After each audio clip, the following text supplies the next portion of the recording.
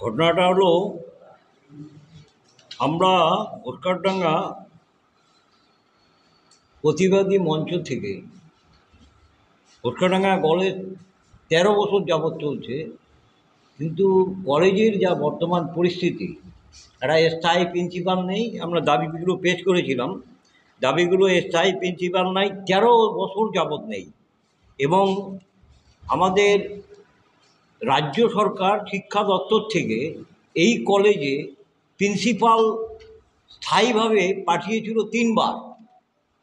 এবার এই কলেজের কর্তৃপক্ষ অর্থাৎ কলেজ গভর্নমেন্ট বডি প্রেসিডেন্ট এবং আমাদের ভাইস প্রিন্সিপাল এরা তালবাহানা করে এদেরকে জয়েন করতে দেয়নি।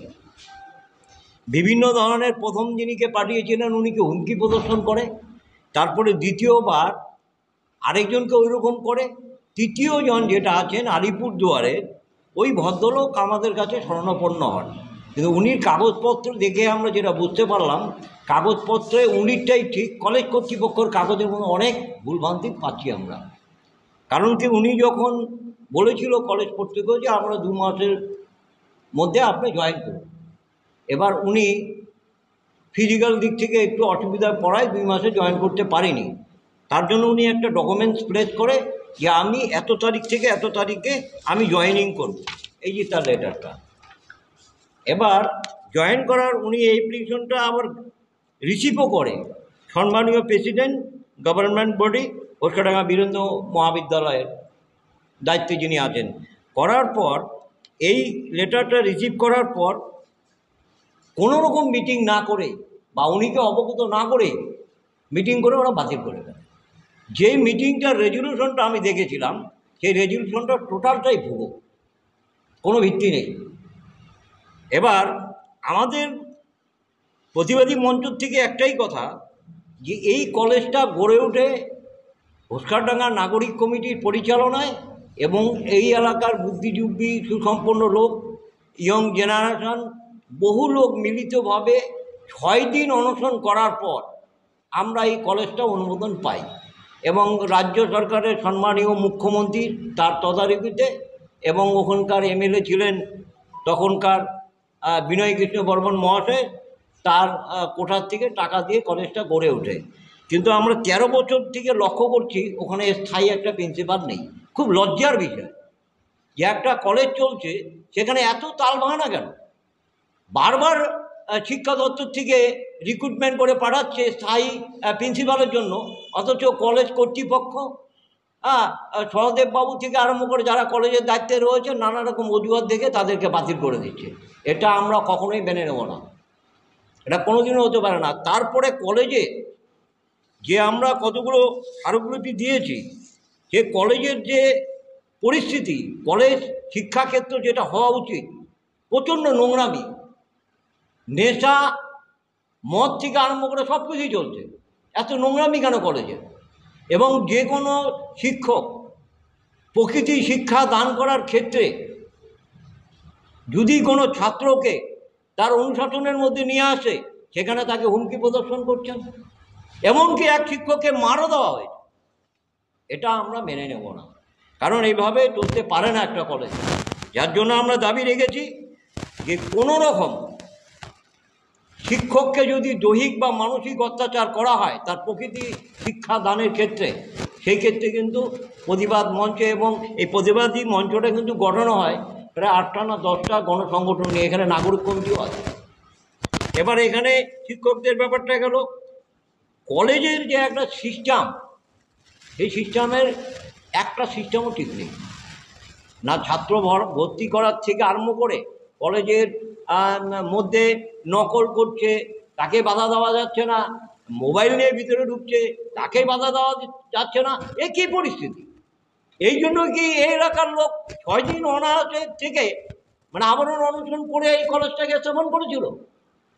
এটা আমরা খুব দুঃখের সঙ্গে আমরা এটা মাননীয় মুখ্যমন্ত্রীর দৃষ্টি আকর্ষণ করছি।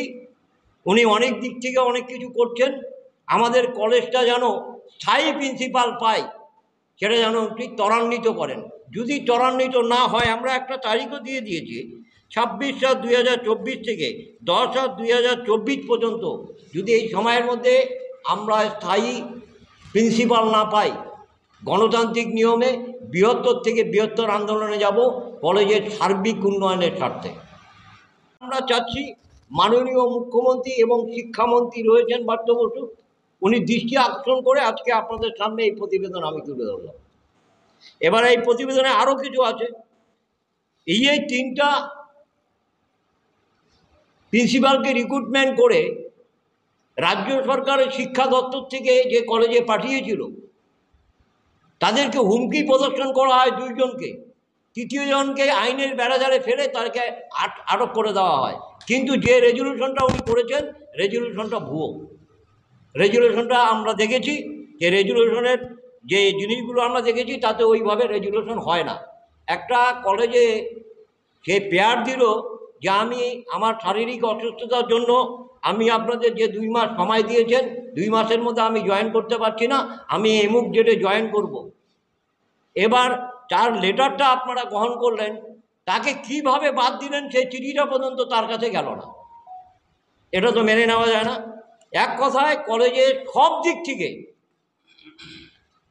অনিয়মে ভরা। এই নিয়মগুলোকে সংযোজন সংশোধন করে শিক্ষকদের প্রকৃতি শিক্ষা প্রদানে ছাত্রদের ডিসিপ্লিন ঠিক রাখার জন্য আমরা একটা পেয়ার দিয়েছিলাম।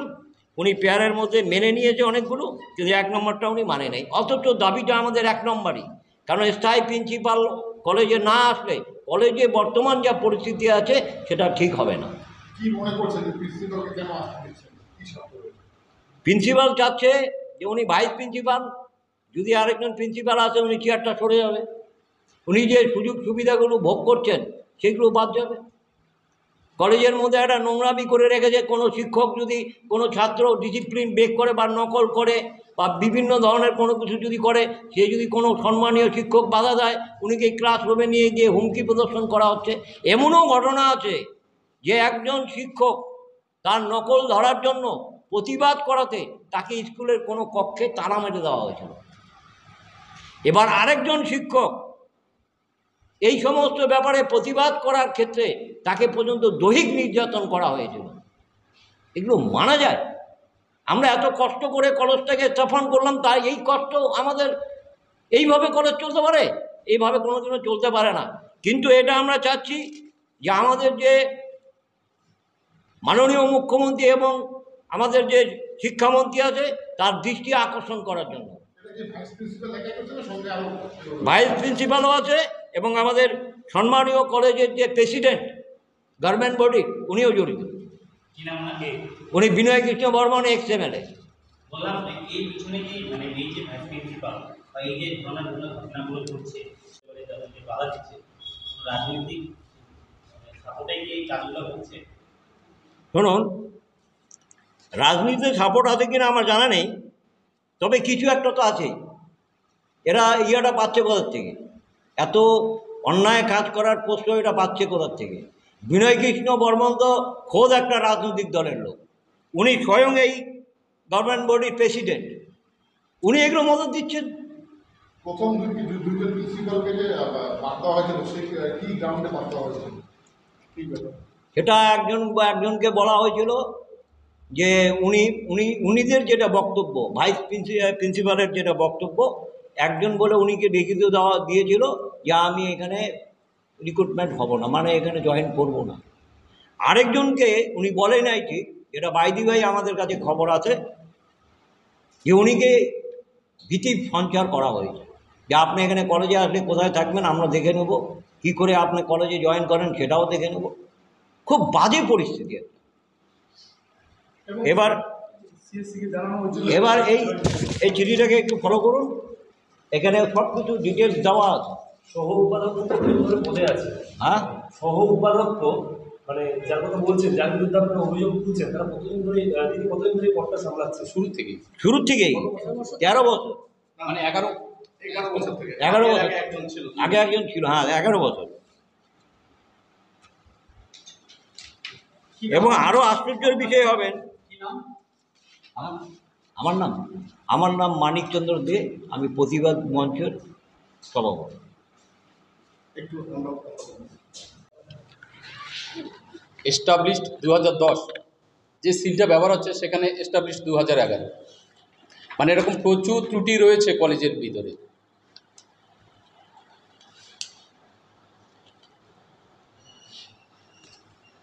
মানে যা ইচ্ছা তাইভাবে কলেজটাকে পরিচালনা করছে।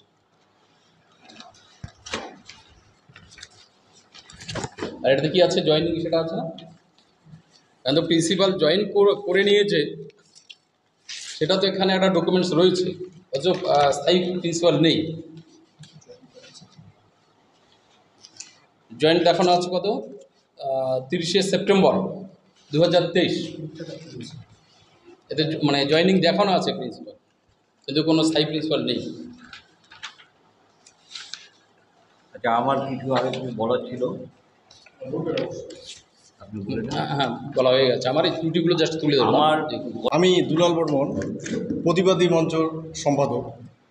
আজকে আমরা এই মাসের 9 তারিখে ওনার কাছে শুধু ভাইস প্রিন্সিপালের কাছে শুধুমাত্র একটা ইন্টিমেশন দেওয়ার জন্য যে আমরা সৌজন্য সাক্ষাৎ করার জন্য একটা আমাদের ডেট দিন, আমরা সেদিন আপনার সাথে কিছু বিষয়ে আলোচনা করব। শুধু এইটুকু বলে তার কাছে আমরা অনুমোদন নিতে যাই। 2 সপ্তাহ ধরে বিভিন্ন তালবাহানা দেখিয়ে আমাদেরকে ঠেকিয়ে রাখলো। শুধু তাই না, বিভিন্ন জনকে দিয়ে প্রচুর হুমকিমূলক, এমনকি মানে প্রাণে মেরে ফেলার হুমকি পর্যন্ত দেওয়া হয়, যেটা আমাদের কাছে ডকুমেন্ট আছে। বিভিন্ন জনকে দিয়ে এতটাই নোংরা ভাষায়, কদর্য ভাষায় হুমকি দেওয়া হয় যে আমরা নাকি এখানে কলেজটাকে ধ্বংস করার জন্য এই ধরনের একটা আমরা চালাকি করছি। তো সেটা আমাদের মোটেও কাম্য না। আমাদের একটাই কথা, অনেক কষ্ট, দুঃখ এবং ঘোকসাডাঙ্গার সকল সুনাগরিকদের কষ্টাশ্রম হিসেবে আমাদের ঘোকসাডাঙ্গা কলেজ, এই কলেজ যেন সুন্দরভাবে চলে, এটাই আমরা সরকারের কাছে দৃষ্টি আকর্ষণ করব। এবং অবশ্যই আমাদের প্রতিবাদী মঞ্চের সভাপতি মহাশয় যে কথাটা গুরুত্ব দিয়ে বললেন যে স্থায়ী প্রিন্সিপাল নিয়োগ, সেটা যেন অবশ্যই দ্রুত হয়, এটাই আমাদের চাওয়া। এবং ভবিষ্যতে যদি কোনো রকম এই ধরনের হুমকিমূলক কথা আসে, আমরা বৃহত্তর আন্দোলন তৈরি করব ঘোকসাডাঙ্গার মুখে। আপনার নাম কি দেখতে? আমার নাম দুলাল বর্মন, সম্পাদক, ঘোকসাডাঙ্গা প্রতিবাদী মঞ্চ। সর্বশেষ একটা লাস্ট কথা বলবো। কলেজটা করতে গিয়ে আমাদের এখানকার ছেলেরা 6 দিন অনশন করে মাননীয় মুখ্যমন্ত্রীর তদারকে সদ্য বিনয় কৃষ্ণ বর্মনের কোটা থেকে কলেজটা গড়ে ওঠে। কিন্তু সেই কলেজের যে বর্তমান পরিস্থিতি, খুব দুঃখের সঙ্গে আমি আবারও বলছি, যদি আমাদের দাবিগুলো সঠিকভাবে না মানে, বিশেষ করে 1 নম্বর স্থায়ী প্রিন্সিপাল এবং বিভিন্ন ধরনের কলেজের মধ্যে যেগুলো হচ্ছে নোংরামি, সেগুলো যদি বন্ধ না হয়, আমরা কিন্তু গণতান্ত্রিক নিয়মে বৃহত্তর আন্দোলনে যেতে বাধ্য হব। আরেকটা কথা, এটা হলো আমরা ঘোকসাডাঙ্গা নাগরিক কমিটির থেকে একটা আন্দোলন করছি। সেটা হলো, আন্দোলনটা হচ্ছে আমাদের 1/8/2009 থেকে। কিন্তু দুঃখের বিষয়, আমাদের এই যে ঘোকসাডাঙ্গা স্টেশনে আমাদের কাঞ্চনজঙ্ঘা ট্রেনের স্টপেজ সহ, আমাদের ইমিডিয়েটলি কাঞ্চনজঙ্ঘা ট্রেনের স্টপেজ সহ আন্দোলন ছিল। এবং আমাদের একটা রেলগেট আছে, সেটা হলো NN 57 TM 10334 SPL প্লাস, মানে অর্থাৎ কুশিয়ারবাড়ি এবং ঘোটকারডাঙ্গা মাথাভাঙা রোডে মাননীয় ডিভিশনাল ম্যানেজার আলিপুরদুয়ার পেপারে বিবৃতি দিয়েছিল রেলগেটগুলো উঠে যাবে। আমাদের রেলগেটগুলো উঠানো হচ্ছে না বা আন্ডারপাসও হচ্ছে না। আমাদের একটা বিশাল অসুবিধা হচ্ছে, কীরকম, রেল ক্রস করে রেলগেট পার হয়ে এপাশে আমাদের থানা, আমাদের হসপিটাল, তারপরে স্কুলগুলো রয়েছে। প্রতিনিয়ত রেলগেট পড়ায় প্রচণ্ড অসুবিধা হচ্ছে। 2টা রোগী হসপিটালে আনার পথে রেলগেটের এখানেই মারা যায়। আমরা রেল কর্তৃপক্ষকে মোটামুটি 1/8/2009 থেকে অবগত করে আসছি। এর মধ্যেও অবগত করেছি আমরা, সেটা হলো 11/12/2023। রেল কর্তৃপক্ষ খালি আমাদের নামে কেসই করেছে, মানবিক দিক থেকে কোনো চিন্তা ভাবনা আজ পর্যন্ত করেনি। যা আমরা রেল কর্তৃপক্ষকে অবগত করার জন্য সম্মানীয় নীতিশ প্রামাণিক সহ ওখানকার এমএলএ সহ এবং ভারতীয় জনতা পার্টির সদর দপ্তর পর্যন্ত, কুচবিহার জেলা অফিস পর্যন্ত সব জায়গায় জানানোর পরেও আমাদের রেল তরফ থেকে খালি অনুশাসনটাই আমরা পেয়েছি কেস, বাকি কোনো সহানুভূতি রেল দপ্তর থেকে আমরা পাইনি। ঘোষকাডাঙ্গা স্টেশনে এখন মালগাড়ি চলে। এবার আমাদের যে কী অসুবিধা হচ্ছে, বিশেষ করে আন্ডারপাসটা না হওয়াতে রেলগেট উঠিয়ে দেওয়ার বিবৃতি দিয়েছে। এই যে চিঠিটা দেখুন, এখানে লেখা আছে, উনি বিবৃতি দিয়েছে ডিভিশনাল ম্যানেজার যে আমরা রেলগেটগুলো উঠিয়ে দেবো, কিন্তু আজ পর্যন্ত রেলগেট উঠায়নি। উনিকে বারবার অনুরোধ করার পরও আমাদের এখানে আন্ডারপাসটা হয়নি। তার ফলে কী হয়েছে, একটাই রোড, এদিক দিয়ে যাতায়াত করার পরে এই পাশে আমাদের প্রাথমিক একটা হসপিটাল রয়েছে, থানা রয়েছে, ব্যাংক রয়েছে, দুইটা বড় স্কুল রয়েছে, কোনো কিছুই মানুষের খুব অসুবিধা হচ্ছে। রিসেন্ট কিছুদিন আগে 2টা রুগী আমার ওখানে দাঁড়িয়ে চোখের জল ফেলতে হয়েছে। সেই রুগী 2টা কি হার্টের পেশেন্ট ছিল, হঠাৎ করে স্ট্রোক করেছে, রেলগেট পড়ে গেল, ওখানে আটক হয়ে গেল। 2টাই রুগী ওখানে মানে 7 দিন আগে একটা, 7 দিন পরে একটা, 2টাই এক্সপায়ার। বলুন তো এটা মেনে নেওয়া যায়? এই দাবিগুলো যদি উনি না মানে, আমরা নাগরিক কমিটির থেকে সিদ্ধান্ত নিয়েছি এরপরে কিন্তু বৃহত্তর আন্দোলনে যেতে আমরা বাধ্য হব। এই এলাকার ব্যক্তিদের স্বার্থে সবাইকে জানিয়েছি। রেল দপ্তরে এমন কোনো লোক নাই যে জানায়নি, রেল দপ্তরের সব অধিকারীগণকে জানানো হয়েছে। লোকাল প্রাক্তন, এখন উনি আমাদের স্বরাষ্ট্র মন্ত্রকের দায়িত্বে ছিলেন নীতিশ প্রামাণিক, আমাদের এমএলএ সুশীল বর্মন, উনিকেও আমরা জানিয়েছি, কোনো রেসপন্স আমরা পাইনি। এবার আমরা গণতান্ত্রিক নিয়মে ওই এলাকার স্বার্থে বৃহত্তর আন্দোলনে সামিল হতে যাচ্ছি। এটা আমরা রেল মন্ত্রকের দৃষ্টি আকর্ষণ করে বলছি, যাতে ইমিডিয়েট এই ব্যাপারটা উনি সুনজরে নিয়ে আমাদের কাজগুলো করে দেন। নমস্কার।